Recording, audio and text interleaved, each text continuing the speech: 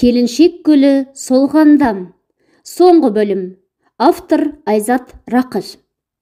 Жақсы келін атына арада жарты жыл өтпей жатып қылау түсті. Елдің қаңқу сөзі Дариғаны отырса опақ, тұрса сопақ еттім. Қайын жұртынан кім келсе де қол баладай құрақ ұшқанмен бедеу деген жаманат жабысқалы 6 айдан астым. Заман мұндайда сабырлым. Жел сөзге арандамайық деп ақылға шақыратын. Бірақ бүгін ауылдан қоңырау шалған абысына Алқа Дариғаның шыдамын тауысып тынды. Менің ортаншы інімнің әйелі құрсақ көтерді. Кішкентай отырыс жасадық.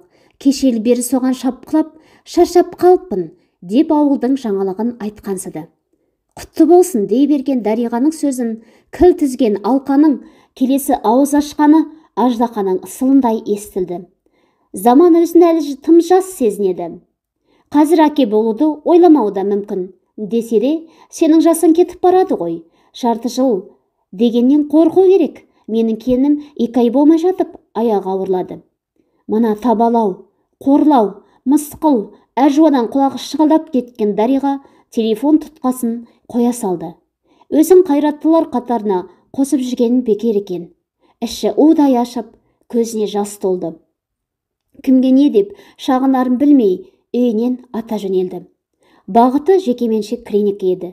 6 айдан бергі сәби сүйсем деген үмітін осы жерде тірілтпек.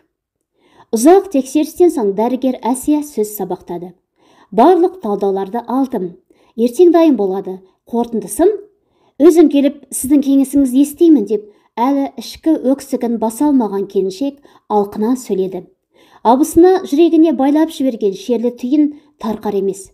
Жақсы, ертең күтемін, келіңіз деп Әсия орнынан көтеріліп емделушісіне ізет білдірді. Үміт пен күдік айқасқанда уақыттың өтпей қоятыны бар. Іштей арпалысып жүріп, қол тиген шаруасының береке таптырмады. Не зат қармаса да уысынан сусып түсе берді. Цехта ызық-иқы жұмыс шуының тасасында отырып та құлағына Алқаның ысылы кетпей қойды. Жасың келген, содан қорқуың керек, деді-ау. Дизайнердің жаңа үлгілерін қарап отырып, тым еуропаландырып жібергенін байқады. Әйелдер көйлегінің сызбадағы сықпыты тым келте, иығы жалаңаш. Тұрмысқа шыққалы бері, жұмысқа емес, бақыттымын деген бір ойдың аясынан шыға алмай, тек сол шаттық ауылында қалып қойғысы келген Дариғаның соңғы сызбаларды қарамағаны рас. Киім үлгілері келіншекке ұнай қоймаса да, тауарлардың сатылымы жоғары деңгейде. Сонда бүгінгі қазақ әйелдері мынадай олпы-солпы, жеңі жұлынған, бәдені ашылған көйлектерге оң көзбен қарайтын болған ба? Ой жұтатқан әйел енді немен айналысарын білмей орталықтағы дүкеніне жиналды. Көлігіне жақындай бергенде Заман қоңырау соқты. Бүгін қандай күн, жаным? Сәрсенбі, дұрыс емес. Шілденің 28-і. Таппадың, өзің айтшы. Танысқанымызға 1 жыл толды. Мен саған тамақ жеткізіп беріп, екеуміздің алғаш қол алысып алысқан күніміз. Қалай ұмыттың? Ештеңеден алаңсыз саңқылдаған күйеуінің көңілі сонау көктен де биікте тәрізденді. Ол бұрынғыдай тамақтасушы емес, Дариғаның дүкендерінің бас менеджері. Барлық есеп-қисапты өз қолынан өткізіп, шаруаны тас-қаяқтай қағыстырады. Жарының кәсіпкерлік қабілеті барын Дариға іштей мақтан тұтатын. Заманға иек артып, дүкендеріне жоламай кеткенде содан еді. Ал бүгін Алқаның бір ауыз қорлығынан емханаға жүгіремін деп танысқан күндерін қаперімде есінен шығарыпты. Айыбы не деп жуарын білмеген Дариға, қалай атап өтеміз деді. Бәрі дайын. Үйге келсең, ары қарай менің жоспарым бойынша жүреміз. Үйіне қарай ызғытып келе жатып, Дариға Алқаның заман әлі жас, әке болуды ойламауы да мүмкін деген сөзін құлағында еркінен тыс ойнаттым. Жастығынан ба? Заман сәби туралы көп айтпайды. Бұл сияқты күйіп жанып, жаратушысына іштей жалбарынып сәби тілемейді. Сенен алмайтын қызым болса деп бірер рет айтқаны бар. Әйтпесе, ақ ұрып Алласынан перзент сұрамайды. Әлде ақыруға ерте деп ойлайм екен. Ойларының шырмауында жүріп үйіне де жетті. Бұрын бұл үйде сіңлерімен тұрған еді. Қос сіңлісі жезделермен тұрғысы келмеген соң, оларға жеке пәтер жалдап берген. Қазір тек Заман екеуі ғана осы қымбат пәтердің жеке қожайындары. Қаздаңдай басып кіре берістен пәтеріне жете беріп еді, есік ашық тұр. Табалдырықтан аттағанда алдында аппақ шоқ гүл тұрды. Тағы да келіншек гүлі. Бағанағы сарсаңды ойлар, тағатынан айырған албасты ойлар, алқаның ажбасы, бәрі қас-қағым сәтте ұмытылып, Дариға махаббаты маздаған шуақты әлемге ене бердім. Көп күттірген ертеңі туды. Кешегі екеуара тойдан кейін арқабасын кеңге салып отыратын Заман Дариғадан кеткен. Бір ебін тауып Заманнан құтылып, Әсия дәрігеріне құстай ұштым. Аяғы жерге тимей дәрігердің кабинетіне бірақ жеттім. Іштегі әйелдің шығуын шыдамсыздана күтті. Ақыры ол сағызай созылған 15 минутта шыққанда шипагеріне атыла кірді. Бұлай жаныңызды жемеңіз, денсаулығыңызға зиян, деп Әсия жайдар жүзбен қамқорлық танытты. Талдауларымның қорытындысын білгім келеді, жүрегім алып ұшып тұр. Күйеуіңіз тексергеніңізді біле ме? Жоқ, оған айтар жағымсыз хабарыңыз бар ма? Сізге қатысты жаңалығымның бәрі жағымды. Сәби сүюге сіздің денсаулығыңызда еш кедергі жоқ.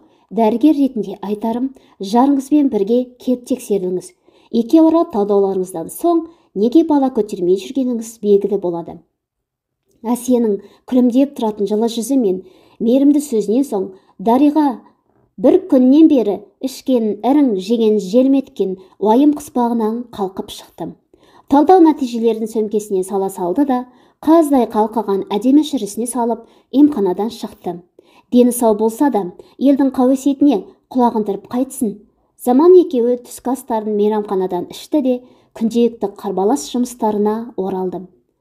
Жан құрбысы Райгүл бұл күндері іштей жұдырық түйгені болмаса, Дариғаның мазасын алмайды. Тек оңтайлы сәтін күтумен жүр. Бүгін тергеушіден бетер тақылдап Заман кіріп келгенде, Райгүлдің желкесі құрса қалды. Өзі ажырасқанына 2 жыл өтсе де, күйеуі таппады. Ал бұрынғы күйеуі мұның естуінше үйленіп үлгеріпті. Құрбысымен қараптан қарап бақталасқан әйелдің жанында тыныштық жоқ. Жеңілдікпен сатылатын көйлектердің бағасы өзгермепті ғой, деді Заман қысқа амандықтан соң бірден іске көшіп. Әйел сияқты бұл да томырық мінезді. Ашылып, арқа-жарқа болып әңгімелескенді мүлде білмейді. Уақытым болмады, деді Райгүл, оның бастық екенін мойындамайтындай қатқыл дауыспен. Қасыңа көмекші етіп алған сіңлің бар емес пе? Соған тапсыр, айтпақшы, өзі қайда? Жұмысшысының атын білмесе де, түсін танитын Заман енді сұрақты көбейтті. Ішкі жақтағы кішкентай қоймаға кіріп, тауарларды тексере бастады. Мұнда көйлектер неге ретсіз жатыр? Сөреде тұратын киімдердің басқа өлшемдерін сұраса, қалай тез тауып бересің? Мен қай заттың қайда жатқанын 5 саусағымдай білемін, деп Райгүл Заманға жақындай түсті. Қымбат атырдың иісі мұрнын жарып, бір түрлі өзіне шақырып тұрғандай әсер алды. Реттеп қою керек, бұлай шашылып жатқан жарамайды, деп кері бұрылған Заман ту сыртында тұрған әйелге соқтығысып қалды. Ол бұның құшағында қалды, бірақ алшақ тұруға асығар емес. Сен әйеліңнен өткен қазымырсың, бір уақыт жұмысты ұмытып. Сейілдесең қайтеді? Райгүлдің быртық қолы жігіттің жағасын сипай беріп еді, ол жылан көргендей қағып жіберді. Сен мен үшін тек қана Дариғаның құрбысысың. Бұл жерде жұмыста жүргенінде сол құрбыңның арқасы. Жолымнан былай тұр, деп ашу кернеген жігіт тосын қылық көрсеткен әйелге зығырданы қайнап, оны итеріп жіберді.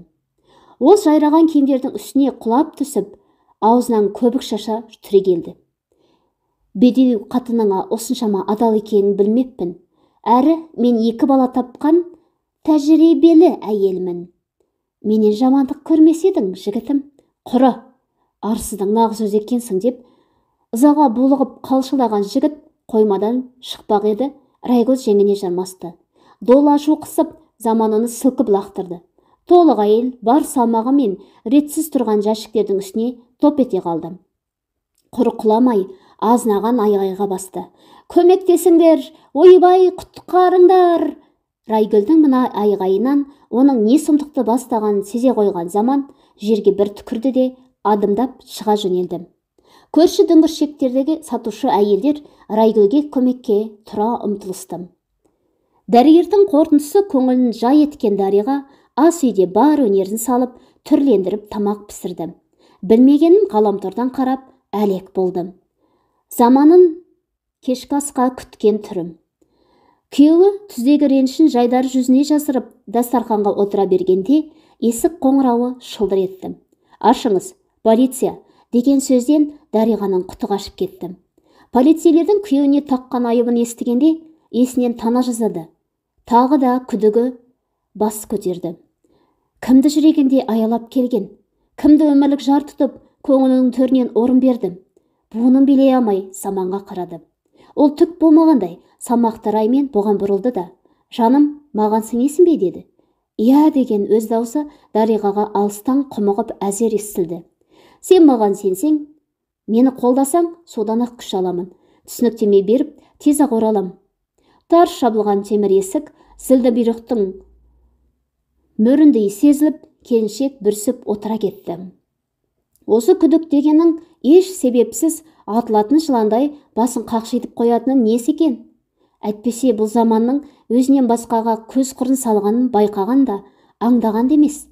Енді көңілінде күдігі мен сенімі қатар көлбеңдеп өзара тайталасқа түсті.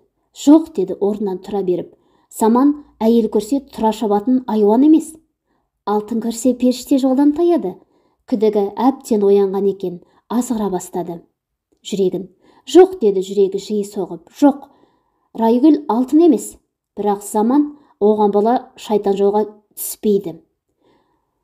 Заманның басына төнген пәлекет туралы туған туыстарының еш қайсынан тіс жарып ештеңе айтпаған Дариға күйеуін үйінде күтті. Соңынан қорғаушымен баруға жүрегі дауаламады. Міне, есік қоңырауы сылдырлады. «Заман» деді есікті айқара ашқан әйел өңі қашқан күйі күйеуінің бауырына тығылып. «Райгүлдің үстінен шағым түсірдім. Оның жаласына қарсам, дәлелім бар еді. Тәртіп сақшыларына соның көрсетіп, түсініктеме бердім де үйге асықтым. Райгүлдің не ойлағаны бар? Бауырыңа жылан басқансың, жылан. Құрбым дегенің кәнігі дұшпан. Райгүлдің қақсоқ мінезін білемін, бірақ екі баласын жалғыз өзі асырап отыр, жұмыстан қуа алмаймын ғой». Екі баласы ауылдағы шешесінде. Өзі сыбай салтаң өмір сүреді. Өткенде дүкенге кешқұрым уақытта бір шаруамен барсам, жеткізіп салшы деп қиылсын. Қаланың шеткі ауданында пәтер жалдап тұрады екен. Сонда үйіне шайға шақырған. Бас тартып едім, балаларының көптен бері ауылда екенін өз айтты. Шығарып салып, үміт берген өзің екенсің ғой. Дариғаның көңіліндегі жылан күдігі енді бір сылтау тапқанына қуанып, атылуға оңтайланды. Жай ғана үйіне көлігімен апарып салдым. Онда тұрған не бар? Райгүлдің үстінен расымен шағым түсірдің бе? Иә, несіне аянамын? Менің қоймаға екі жерге орнатқан жасырын бақылау камераларым оның шынайы бейнесін әшкерелеуге жетіп жатыр. Бақылау камерасын неге орнаттың? Адамға жай ғана сенсең болмай ма? Қалай есептесем де, тауарлардың саны шықпайды. Ақша да кем түсіп жатыр. Тек сол дүкенде ғана табыс азайды. Содан күдіктендім де бақылау орнаттым. Сенен қорқу керек екен, Заман. Қорқудан қажеті жоқ, үлгі алу керек. Ас бөлмеге бақылау орнатпасам да, сенің шебер аспаз екенін білем ғой деп, келіншегін құшақтаған Заман жайылу қалған дастарханды меңзеді. Ал Дариға Райгүлге өкпесі қара қазандай болса да, оған не шешім қабылдарын білмей дағдарды. Екі баласы ауылда болса да, оларды асырау ананың, Райгүлдің міндеті емес пе? Даудың соңы Райгүлдің дүйім дүкен иелерінің алдында Заманнан кешірім сұрауымен аяқталды. Заман да заң орындарына берген шағымнан қайтып алып, тыныштық орнағанда еді. Құрбысының сатқындығын кешірсе де, арамдығын, зымияндығын ұмыта алмаған Дариға ақыры онымен ат құйрығын кесті. Жұмыстан қуылған Райгүл кәріне мініп, бар білетін қарғысын үйіп төкті. Құдайдың қаһарына ұшыра деп еді. Арамзаларда Құдай болса, одан келген зұлматты Дариға қасқайып қарсы алады. Бір айдың өкшесін бір ай басып, арада уақыт сымырай түсті. Перзент сүйсем деген Дариғаның арманы әр ай сайын көмескілене берді. Өлімші үмітті сөнбей, келесі айдан сүйінші күтеді. сөйтіп жүріп тағы бір жарты жылды оздырып алды. Өмірінің 39-шы қысын қарсы алған келіншек енді күтуден қайран шоғын мойындады. Сөйтті де Заманды ашық әңгімеге шақырды. Заман, сөйлесейікші деді байыпты дауыспен. Әйелінің ұсақ-түйекке бола бұлай сөз бастамайтынынан сыралғы болып қалған Заман назарын теледидардан аударып әйеліне шұқшиды. «1 жыл болды, нәрестемізден хабар жоқ» деп бастай беріп еді, әйелінің сөзін Заман белінен басты. «Онда тұрған не бар? 5 жылдан кейін де көтеріп жатқандар бар ғой, оның жанында 12 ай өтті деп қамығуың ерте емес пе?» Заман: «1 жыл бойы сәт түспесе, алдағы 5 жылда да оңғарламауы мүмкін бұл шаруаның. Одан да кеш болмай тұрғанда екеуміз бірге барып тиісті емханаларға тексерістен өтейік. Менің денім сау» деп шарт етті қалды еркегі. «Менің де денім сау» деп Дариға жазда өзі тапсырған талдау қорытындыларын күйеуіне ұстата қойды. Заманның лажы құрып тексерістен өтуге келісті. Онда да өзін сырқат санағандықтан емес, әйелінің көңілін тыныштандыру үшін ғана. Алғашқы тексерістен соң Заманның маңдайы тасқа тиді. Белсіздік дерті ағзасын меңдепті, әрі емі жоқ түрі көрінеді. Бұл хабарға сенгілері келмеген ерлі-зайыптылар өзге бір клиникадан тағы тексерілді. Үміттерін үлбіретіп жетіп барғанда естігендері бірінші дәрігердің қорытындысымен толық сәйкес келді. Бұл жолы үміттері желге ұшып, Дариға еріне қарады, ер жерге қарады.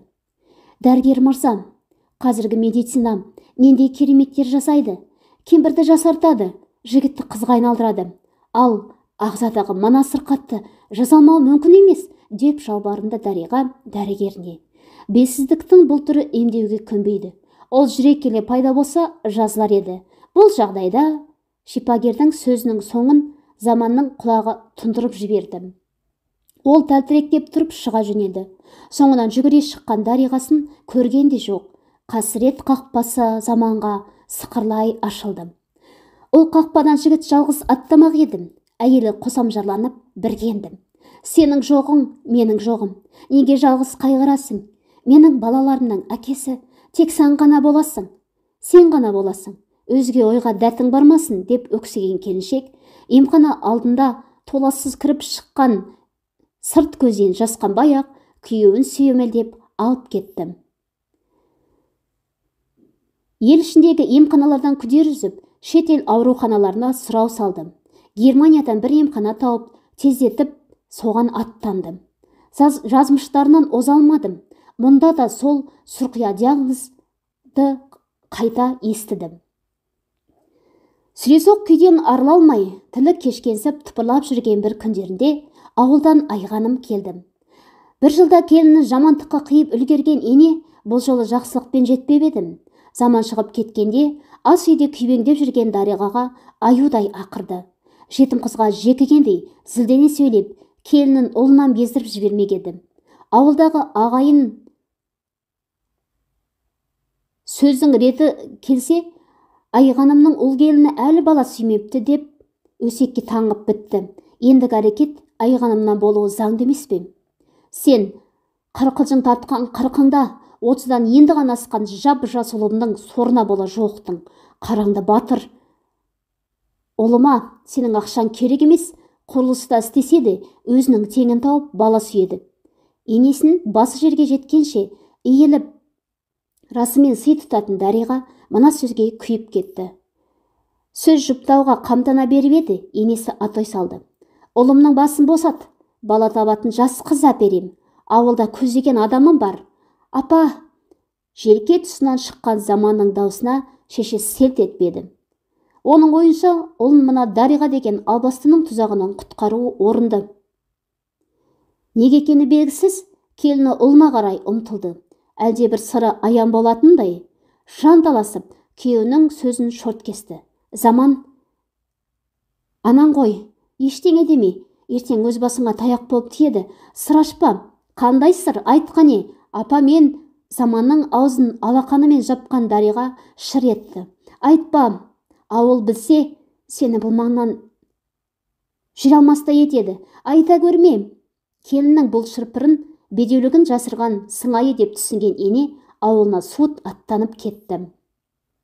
Енді күллі қайын жұрты Дариғаны шын бедеу бір азаматтың басын қор қылған мыстан деп пайымдады. Дариға қайрат деді. Бұл өсекке қалған жалалы халін анасына да, сіңілдеріне де сыр етіп айтпады.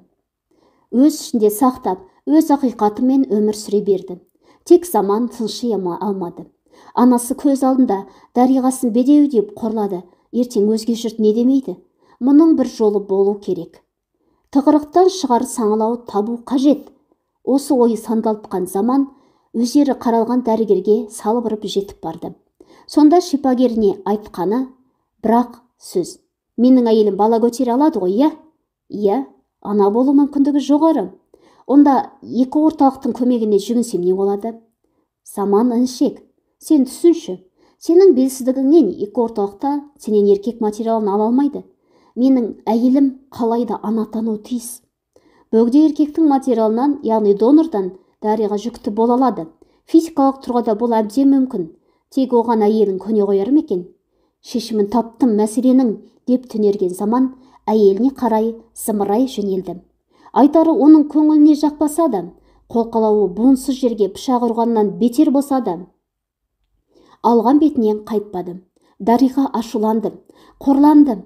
Шешімің өлім жазасынан да ауыр екен деп айғайды салды. Еңіреп жылады, ботадай боздады, заманның құшағына тығылды. Күйеу сол баяғы Құдайдың бермеген баласын адамға жасатып алу ойынан танбай, міс бақпай тұра берді. Жарынан жанына жәрдем болмаған соң, Дариға жасын жұтып тұрып, менде бұл қасіреттің түйінін таптым. Ажырасайық деді, жалынатып. Жоқ, не сенімен бірге өмір сүрем, не дивана болып қаңғып кетем. Заман әйелінің ұсынысын бірден тойтарып тастады. Дариғаның қолынан бар келгені Құдайына зарын төгіп, көз жасына тұншығып, ұйықтау ғана болды. Бөтен белгісіз біреудің баласын қалай көтермекпін деген өзінің жан даусы. Көзі жұмулы болса да, санасы ояу келіншектің құлағында жаңғырығып тұрды. Ерте оянған заман әйелін жанынан таба алмады. Бөлмелерде де жоқ. Үрейлі ой санасында жылт еткен жігіт шошынып, терезеден сыртқа қарады.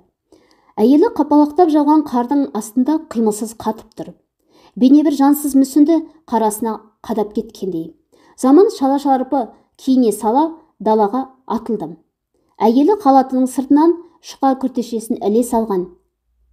Алақанын жауған қарға жайып, қыбырсыз көкке қарап тұр.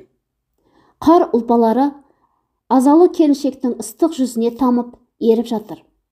Бұлай тұрғанна біршама уақыт өткенге ұқсайды. Дариғаның шашын, иығын қар басып қалыпты. Тура осындай қарға бөккен бір күні сен маған сөз салған едің. Сол күні жоқ дегенімде, донордан бала көтер деген лағнет сөзді естімей өмірден өтер медім. Сенімен бас қоспай тұрғанымда, Рагүл маған жасанды рухтандыру орталығына бала туып ал деген арсыз ақылын арағыда айтып қалатын. Жалғыз жүре бермей, екі орталыққа барып, өзің үшін туып ал дейтін. Содан сол сөзден зәрем қалмайтын. Енді тағы соңымнан қуып келіп, мені мазақ етті сол сөз. Тағдырма, әлде жанына келген күйеуіне көз салмай, наласын қарласпанға ақтарған Дариға байыппен сөйледі. Жүр, Дариғаш, үйге кір, жаурап қаласың. Әйелін иығынан тартып еді, ол қозғала қоймады. Енді жаурамаймын.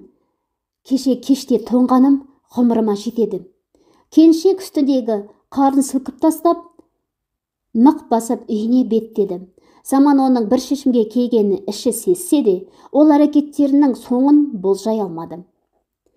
Адам тағдырын қақпақыл етуден бір танбаған күндер кідірмей, айлар аялдамады. Жазмыштан озмыш тапқысы келген қос ғашық екі орталықтың табалдырығын тоздырумен жүр. Заман бұл жерде де өзінің бұрынғы дауасыз диагнозын естіп, енді қайтып үміттенбестей түңілген. Бар алданышы, жүрегі қалап қосылған Дариғашынан бала сүйсе, мына тозақтың қақпасы жабылар. Осы ойды алданыш етіп жүріп, әйелінің құрсақ көтергеніне қуанды. Ел жұртқа жар салып сүйінші сұрады. Дәрігер тексеруден соң болашақ сәбидің егіз екенін біліп, тағы шаттанды. ағайын туыс бекер жазғырыппыз, артық сөйлеп күнәлі болдық десіп тілдерін тыйды. Аяғы ауырлағалы бері Дариғаның жағасы жайлауда. Күн сайын бір қылық шығарып, күйеуіне еркелейді де отырады. Пенделер осылай жасап алған бақыттарын таяныш етіп тырбаңдап жүріп жатты. Айы күні таяған әйеліне ерекше күтімге алған Заман кәсібін толық өз жүргізуге айналды. Әйткенмен Заман оңаша қалуға қорқатынды шығарды. Жалғыз қалса болғаны, бұл бақыт сенікі емес деген дегбірін алатын албас түн көңілінде құйын көтеретін. Әңгә. Тағдырдан мақтымын деген адамның тапсырысымен дүниеге келген екі жаңа адам осылай деп ән салды. Дариғаның жүзіне мейірім тұнып, ана бақытына бөленді. Ауыл аймақ жарыс қазан, құрсақ той жасап, да шу. Заман егіз ұлын қолына алғанда әйеліне қарап ыржиған болды. Сенікі емес деген азалы дауыс бұл күні қалың елдің ортасында отырса да, құлағында кекесін ысқырығын ойнатып тұратын болған.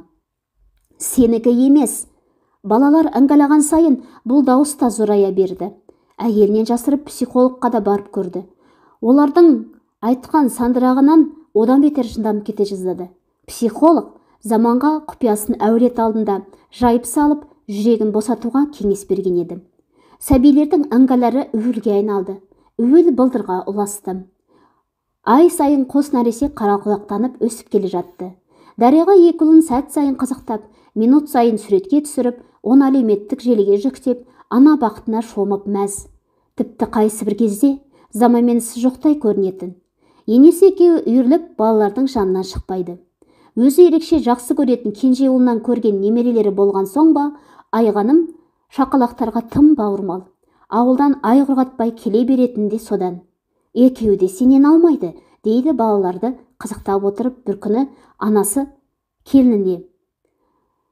Бұртиған еріндері әкелеріне тартқан деп Дариға сырғақтатады. Жоқ, Заманның бала кезі есімде, ауыз салбырап, секе ағып жүретін. Бұл құлыншақтарым ондай салп ерін емес, жай ғана томпақ ерін. Тіфә. Анасы осылай деуі мұң екен, беске жақын отырған Заманның құлағында әлгі бір құбыжық дауыс қайта оянды. Қаһарланып, атой салып, жігітті бір орында тұрғызбады. Әйелі мен анасына сылтауды айтпастан Заман тайып тұрды. Таза ауа мына антұрған үннен құтқарар деп үміттеніп еді, бекер екен. Көліктері қиқулаған көшенің шетінде келе жатса да, дауыс өкшелеп қалар емес. Әлденеше көше қиылысын жаяу жүріп барып, ентігіп тоқтаған жігіттің көзі шекесіне бар деп жазылған аласа ғимаратқа ауды. Ойланбастан сыдыртып сонда кірді. Ішіндегі әлгі әзірейіл дауысты ішімдікпен тапамақ болып, өңешіне от судан құйып жіберді. Шынды су буынын алған Заман тәлтіректеп тұрып, ішкі даусына құлақ түріп еді. Таумақта шыжғырылған күнәһарлардай аласапыран азан-қазан кейіп алыпты. Құтылмадым деп күңіренген зарлы жан сүрініп, қабынып, такси ұстауға көшеге шықты. Қалай жетті? Көлік жүргізушіге мекен-жайын қалай айтты? Білмейді. Күндіз бе, түн бе, оны да ажырата алмайды. Тағдырынан теперіш көргелі бері күннің нұрын түннің қара шымылдығымен шатастырып ала беретін болған.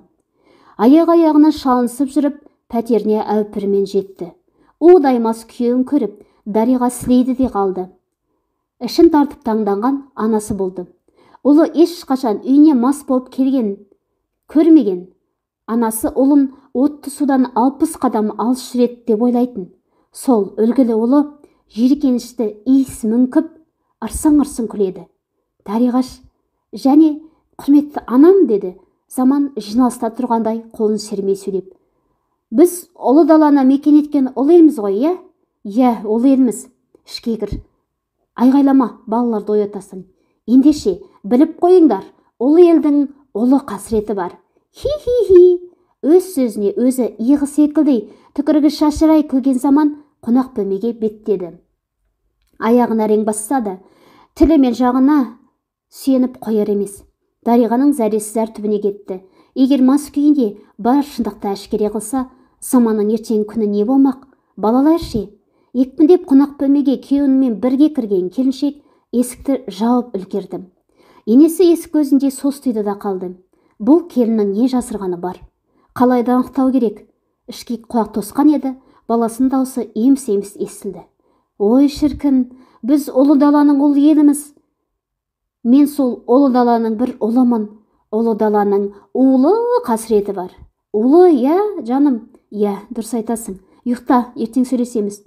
Теледидардан жиі айтылатын сөздерді мұнша жаттағаныңды білмеппін. Дариға күйеуін шештірмек еді. Ол сұқ саусағын білеп сес көрсеттім. Жолама дегені. Сен білесің бе?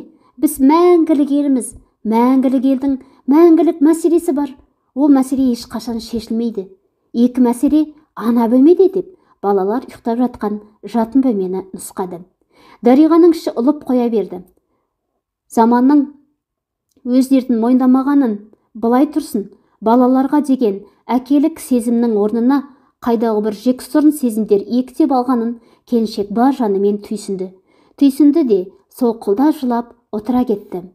Ертеңіне түс ауа, мастығы тарқап, кешірім сұраған күйеуінің жүзіне де қарамады. Айғаным болса, бір шикілікті біліп қаламама деп, ұлының ауздан шыққан әр сөзінді бағып отыр. Кілтипанның кілтін тапса, ұлын мына шырмауықтан құтқарып алар, қауқарға ие боларына ана көңілі сенеді. Бір гәп болмаса, айдың күннің аманында ішіп кететіндей, заман азғын емес. Оны аздырып жүрген бір жағдай бары анық. Күрсіні мен кеш баттым. Торығымен түнін қарсы алды. Бар қолынан келгені, егіз ұлын емізікпен емізу, алдар қатып, дүкеннің езбе тамағын беру. Қанат пен жанаттың дендері сау, күн санап көз сүйсінердей өсіп келеді. Тек жандарында ресми әкелері жоқ. Ол алыста, өзін көзге көрінбес тормен шырмап тастап, жүрегіндегі қапасқа тірі жанны бастырмай, өзі ғана жапа шегіп жүр. Өзі сұрап, қалап алған тағдырынан айнып жүр. Мұны ойлаған сайын Дариға қан құсады. Қылар қайраты, жасар дәрмені қалмай бара жатқанына тынысы тарлады. Енесі басым ауырындысын көбейтіп жатып қалған еді. Жатын бөлмесіне кірген Дариға қос ұлының бесігінің жанында қалшиып тұрған заманды көрді. Ол ұлдарға қадалып қалыпты. Елжіремейді, жай көз салады, мейірленбейді, бар болғаны қызықтай көз жүгіртеді. Сен ұлдарды бауырыңа басылмайды екенсің. Мына көзқарасың соны байқатып тұр, деді Дариға қолындағы қоспа сүт толы бөтекелерді бесіктің бас жағына қойып жатып. Сүйікті әйелінен туған балаларды жақсы көріп кетем деп ойлап едім. Қиын екен. Жаным қиналып жүр. Балаларға қараған сайын белсіздігім, еркек ретіндегі дәрменсіздігім есіме түседі. Сосын құлағымда сенікі емес, бұның бәрі сенікі емес деген албасты дауыс зар илей бастайды. Психологқа бар. Бардым, сандырақтап қоя берді. Күйеуінің айтып отырған жан дерті осыншалықты терең екенін мына сөзден соң барып пайымдаған Дариға заманның иығынан қатты қысты. Келіншекке ой туралатқан күйеу жүдеп кеткендей көрінді. Ол сенің ішкі даусың ғой. Таразы басында мен қос ұлыммен тұрмын. Келесі басында әлгі оңбаған дауыс. Кім жеңсе, тағдырың сол жаққа қарай тартпақ. Мен жалғыз жеңе алмаймын. Әр сендерді тағдыр толқыны түйреп кеткенінде көтере алмаймын. Менің қолымнан ештеңе келмейді. Заман жас балаша бет аузы тыржиып, жыларман болып, әйелінің құшағына өзенді. Дариға оны құшақтап жұбатып тұрып, өзінің төрт тағдырға бірдей жауапты екенін айқын сезінді. Бұл жауапкершілік келіншекке әлде бір күш тарту етті. Көтере алмас шоқпарды беліне байлаған, ішкі үнімен тайталасып, жүні жығылған жарын еркелете ұйықтатты да, алаңсыз пысылдаған егіз ұлына қарады.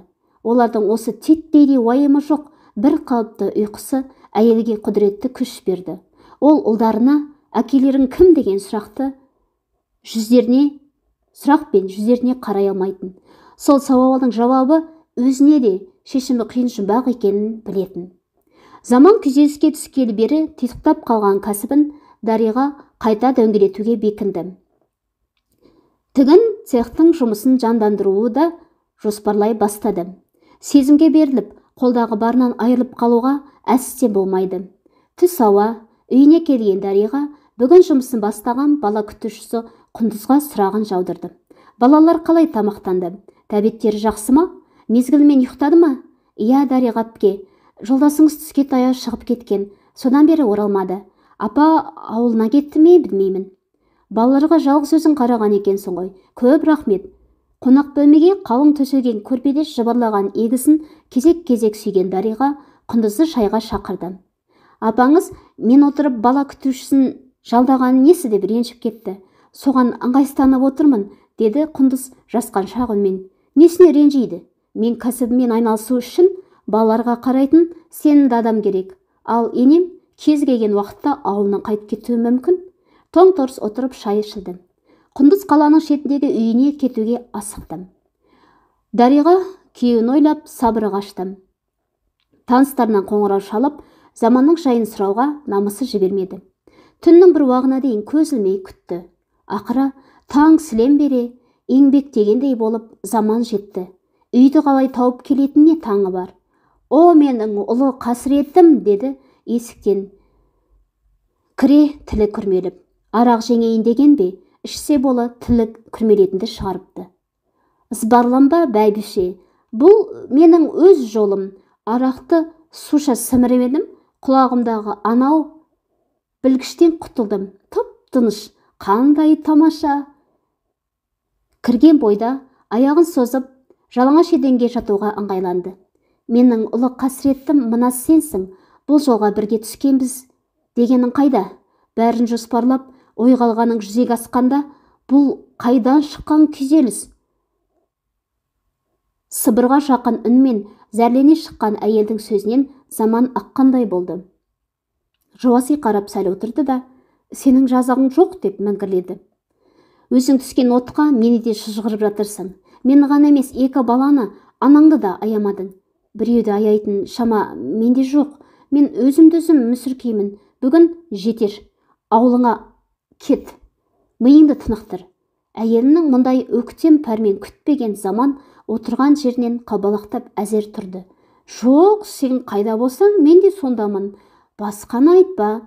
Бұнын ұстай алмай тұрған жеріне сылқ құлаған заман қорылдап ұйқыға басты. Дариға бұл жолы жыламады.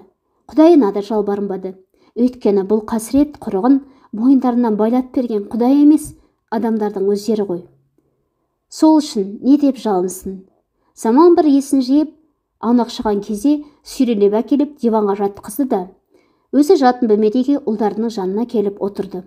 Түбі, таусылар шегі жоқ ойға кетті. Бұрынғы бедеу атанып жүрген кезі жақсырақ па? Әлде қазіргі белгісіздік тұқымын өрбіткен шағы сәулелі ме? Екеуі де тараза басын тең тартқан тәрізді. Әйел қос сәби үшін жан беруге даяр ана келбеті сүйкімді көрінді әйелге. Матриархатты мына адамзат қайта тірілтіп алды. Мен де сол матриархат қоғамның бір мүшесімін, деп өзін аршы кеткен келіншек көз шырымын алуға тырысты. Сәбилер қыңқылдағанда бірақ ойынған Дариға орнынан әзер көтерілді. Денесі дел сал. Құндызға телефон шалып келме өтінді. Езу тартуға жарап қалған қос ұлын емірене маңдайларынан сүйді. Тамақтандырып жөргектерін ауыстырды. Асығыс далаға шығып, дүкеннен 2 бөтелке араға келді. Өмірінде тұңғыш рет ішімдік сатып алғаны осы. Әйелінің аужайын бақылап, көзін бір ашып, бір жұмып жатқан заманды сілкіледі. Араға алып қойдым. Кел, ұлы қасіретімізді бірге тойлайық. Қашанғы жалғыз атай бермексің? Сенің құлағыңа келген пері дауыс менің де ішімде бар. Ұлдарының әкесі кім деп ақырып жатыр әне. Жүр, тұр. Заман көзін кең ашып, Дариғаны бірінші рет көріп тұрғандай аңырая қарады. Бұл әйеліне не болған? Арағы несі? Сынықтан өзгенің бәрі жұғады. Жарты жыл арақтың иісіне үйреніп қалыппын. Бүгін дәмін татсам, сосын бөтекелес дос боламыз. Бол, тұр. Заман ас бөлмеге барса, әйелі шынында да қос бөтекені үстеге қойып, қасына үлкен стақан қосыпты. Стақан жалғыз емес, екеу. Сенің мәтелдеріңнің бәрін жаттап алдым. Мақамдатып тұрып айта аламын. Ұлы дала елінің ұлы қасіреті бар. мәңгілік елдің мәңгілік мәселесі бар. Бар, мен ұлы қасіретімді тойлаймын. Созақтай сөйлеген әйелін Заман тыйып тастады. Жетер, ішпей мас болып не көрінді? Маған қарағанда шиша ашуға тәжірибең бар ғой. Ашып жібер, қоғытып салайын. Дігерлеген Дариғаны тани алмай сәл тұрды да, Заман өз маңдайын өзі салып қалды. Бұл жындысуға тойып келгенде, үйге бөтеке бөктеріп келгенде, әйелі тура қазіргі өзіндей қиналады екен ғой. Соның сөзбен айтып ұқтыра алмаған соң, ақылды жары мұның әрекетін қайталаумен шегелеп тұр. Сен белін баса алмайтын, белден кеткен керең қоғамның мүшесісің. Ал мен матриархат қоғамның өкілімін. Кел, тойлайықшы бірге. Әйелі ұсынған қылқа мойын бөтекені Заман жерге атып ұрды. Оған айылын жиған Дариға көрінбеді. Қойылымын өдете түсті. Білесің бе, ғаламтордан кездейсоқ бір жазба оқыдым. Бір еркектің ұрығынан 50-60 балаға дейін жасапты. Сонда егіздердің әлі 50-60 бауыры бар деген сөз. Бір тайпалы еліміз мен тең. Ха. Шекші сол беймәлім көп балалы әке үшін. Жанар жасқа толып жарқылап кеткен Дариғаның улы мысқылын әлде жалғастыра берер еді. Заман келіншегін айқара құшақтады. Тұншықтырып жіберердей тым қатты қысты. Қысып тұрып шашынан сүйді. Бір сәттік тыныштық құшағында тербетілген екеу құшақтарын зорға жазды.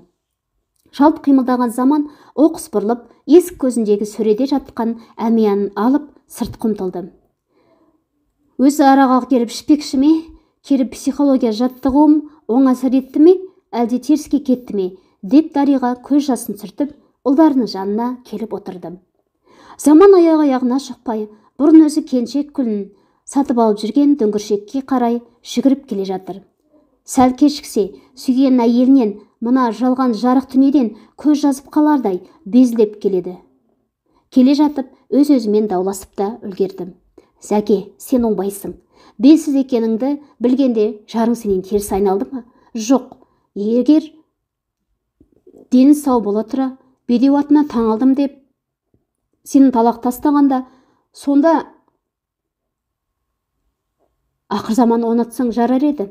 Ендігің не? Белсіздігіңді жасыру үшін Дариғаны сүйрелегендей етіп, жасандар ұрықтандыру орталығына апардың ба? Иә, белгісіз еркектің тұқымы екенін біліп тұрып, әйеліңе сенен туған баланы өз балам деп қабылдаймын деп уәде бердің бе? Иә. Орындадың ба? Жоқ. Ішкі даусың көтерген құйынға шыдас бермей, психолог іздеп әлжуаздандың ба? Иә. Әлсіздігіңді арақпен шайдың ба? Иә. Жалғыз сен қиналдың ба? Жоқ. Сен түскен тамаққа Дариға да бірге жүрді. Анаң да. Оларды аяп жарттың ба? Жоқ. Екі ұлды бауырыңа бастың ба? Жоқ. Әйелің ажырасу жолын ұсынғанда келістің бе? Жоқ. Онда бәлкім әркім өз қотырын қасиетін еді. Дариғаға бала таптырмадың. Жасанды жолмен тапқан баласын жақтырмадың. Заман, сенің құдай сүйер қылығың жоқ. Өзін өзі оймен қамшылап, дөңгіршекке ентіге кірген Заманға сатушы әйел бастан аяқ бажайдай қарады да таңдайын қақты. Қоқтай дөңгіршектің ішін арақ иісі жайлап алды. Маған бір шоқ кеншек гүлін беріңізші, деп Заман әмиянын ақтарды. Әйеліңе жазықты болдың ба? Ғашықтар гүлін алмайсың ба? Марс еткен сатушы гүлін орап ұстата қойды. Жоқ, керек жоқ. Тек кеншек гүлін алам. Шапшаң төлем жасаған жігіт келген жолына түсіп, кері қарай зымырады. Есіктен ақырын ішке кіре беріп, Дариғаның апанық етіп айтқан сөзін естідім. Кейін өсе келе, бізді неге қолдан жасап алдың деп мені сөгесіңдер ме? Шын әкеміз кім деп дала кезесіңдер ме? Биологиялық әкелерің туралы ешқашан біле алмайсыңдар, балапандарым. Ол медициналық құпия. Бауырларыңды іздеп алас ұрармайдыңдер. Мына бірі жоқ, байлауы жоқ, жалған өмірде менен басқа туғандарың табылмайды. Мен үшін де солай. Сендерден басқа менің кімім бар? Мен үшін де солай, деді Заман даусы тарғылданып, әйеліне жақын келіп. Ол селк етіп атып тұрды да, гүл құшақтаған күйеуін көріп, тұрған жерінде байланды да қалды. Бір шоқ аппақ келіншек гүлі. Оған алыста қалған, бақыттың шырқау бегіне самғаған, күлім күндерін көз алдынан тізбелетті. Жаным деп үздікті заман. Біз бұл жолға бірге түстік. Қиыс кеткен мен ақымақпын, сен кінәлі емессің. Айымның батқанына, күнімнің шықпағанына сен мүлде айыпты емессің. Менің жаным ауырмайды деймісің, деді келіншек ерні ғана жыбырлап. Дариғаш, құлағымдағы ызың сап тиылды, соған мәзбін. Өмір біздікі, жасап алған тағдыр да біздікі. Егіздер де екеумізге ортақ. Олар сенің идеяңнан туған, деп Дариға тағы ащы мысқылдады. Балалардың жанында олай деме. Олар әлі кішкентай болса да, бар жайды жүректеріне қабылдайды екен. Сенің жүкті кезінде ғаламтордан оқығаным бар. Дариға жылап тұрып күлді. Күліп тұрып көз жасын көлдетті. Өмір онсыз да жалған. Оны шынайы етеміз деп, етегімізді жасқа толтырып не керек? Мына нағыз гүлді, оған жасырылған шынайы махаббатымды қайтадан қабыл алшы. Саманың ұсынған гүлін баяғыдағыдай бауырына қысып құшырлана иіскеген келіншектің кенет түсі бұзылып кетті. Қарашы, мына гүл солып қалыпты ғой, деді құбыжық көргендей үрейленіп. Солмаған, тірі кезінде сатып алдым ғой. Мен кеудеме қысып жүгіргенде мажылап қалған ғой. Сен қанат шығарсың, деп заман еңкейіп шетте отырған баланы көтеріп алды. Өзін аспандата көтерген бейтаныс еркекке балақай мәз бола қарады. Жоқ, бұл жанат, қанат міне, деп Дариға гүл толы құшағына баласын да сыйдырды. Екеуі де сақылдай күлді. Бір қолында мыжылған келіншек гүлі, екінші қолында Алладан емес, адамнан сұрап алған ұлы. Дариға саманның иығына басын сүйеді. Құдайдың бермесін тартып алып, Құдайдан да ары болмаққа бекінген пенделер жасанды бақыттарына тағы да сабар шекті. Бір шоқ келіншек гүлі әрі бақытты, әрі бақытсыз әйелдің қолында дір-дір етіп тұрды. Соңғы